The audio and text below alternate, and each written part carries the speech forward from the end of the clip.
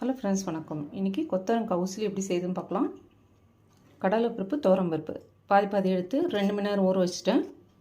Mixie ஜாரில் காரத்துக்கு மிளகாய், பூண்டு பல், நம்ம கழுவி வச்சுருக்க பருப்பு 2 மணி நேரம் ஊற வச்சுட்டு அப்புறம் பருப்பு போட்டால் தான் நல்லா குறன்னு மசியும். 1 டீஸ்பூன் சீரகம் போட்டுக்கிறேன். மிளகுத்தூள் 1 டீஸ்பூன் போட்டுக்கலாம். உப்பு 1 ஸ்பூன் போட்டுக்கிறேன். உப்பும் காரமும் டேஸ்ட்டுக்கு தகுந்த மாதிரி போட்டுக்கலாம். குறன்னு அடைச்சி எடுத்துகிட்டு வந்துடுறேன். அப்படியே வேறு பவுலுக்கு மாற்றிக்கலாம். கொஞ்சமாக கொத்தமல்லி, கருவேப்பிலை, புதினா போட்டு பிசைஞ்சிக்கலாம். இந்த மாதிரி உருண்டை பிடிச்சிக்கலாம். இட்லி தட்டில் ஆயில் அப்ளை பண்ணி வச்சுருக்கேன். இந்த மாதிரி தட்டி இப்படி வச்சுக்கலாம். இதை அப்படியே இட்லி குண்டால் வச்சு வேக வச்சு எடுத்துகிட்டு வந்துடுறேன். கத்தி வச்சு இப்படி குத்தி பார்த்தா ஒட்டக்கூடாது. நல்லா வெந்துருச்சு. எனக்கு ஒரு 15 நிமிஷம் ஆச்சு வேகிறதுக்கு. அப்படியே ஆற வச்சிடலாம். நல்லா ஆறட்டும். கொத்தவரங்காய் ஃப்ரை பண்ணிடலாம். எண்ணெய் ஊற்றி கடுகு சீரகம் போட்டுக்கலாம். வெங்காயம் போட்டுக்கிறேன்.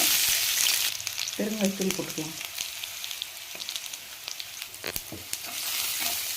தனி மிளகாத்தூள், மஞ்சள் தூள், உப்புத்தூள் போட்டுக்கலாம்.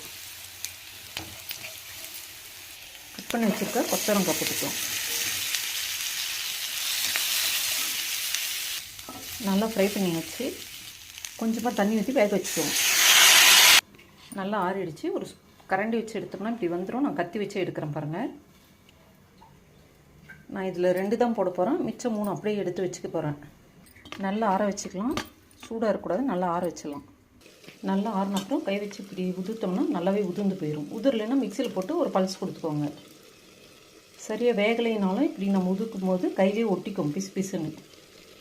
இதுலேயும் உப்பு காரெல்லாம் போட்டிருக்கோம். அதனால் காய் வேகும்போது பார்த்து கம்மியாக போட்டுக்கலாம். தேவைப்பட்டால் கூட மறுபடியும் போட்டுக்கலாம். காய் நல்லாவே வெந்துருச்சு. இந்த சமயத்தில் நம்ம போட்டுடலாம். நம்ம பருக்கலாம். நம்ம 2 தான் போட்டோம். அதே பாருங்கள், நிறைய தான் இருக்குது. காய்க்கு தகுந்த மாதிரி, நம்ம டேஸ்ட்டுக்கும் தகுந்த மாதிரி நம்ம போட்டுக்கலாம். இதுலேயே தேங்காய் பூ போட்டு ஒரு கிண்டிட்டு ஸ்டவ் அணைச்சிடலாம். டேஸ்டியான பருப்பு உசிலி ரெடி. கொத்தவரங்காய் பருப்பு உசிலி. இந்த வீடியோ பிடிச்சிருந்தால் லைக் பண்ணுங்கள், ஷேர் பண்ணுங்கள், சப்ஸ்கிரைப் பண்ணுங்கள். தேங்க்யூ.